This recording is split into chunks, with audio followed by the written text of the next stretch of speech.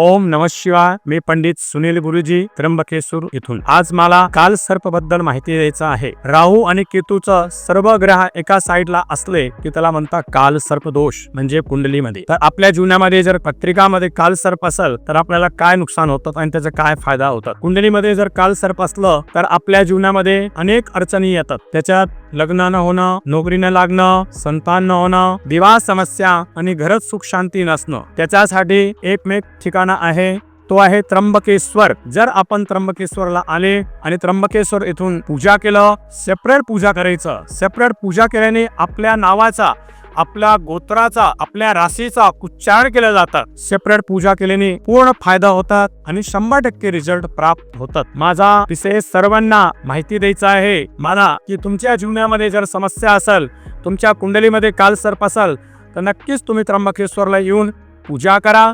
त्या पूजाचा नक्कीच तुम्हाला फायदा होईल. जेव्हा तुम्हाला पूजा करायचा असेल तर खाली माझा नंबर दिलेला आहे, त्या ठिकाणी तुम्ही नंबरमध्ये संपर्क करा. मी पंडित सुनील गुरुजी. ओम नमः शिवाय.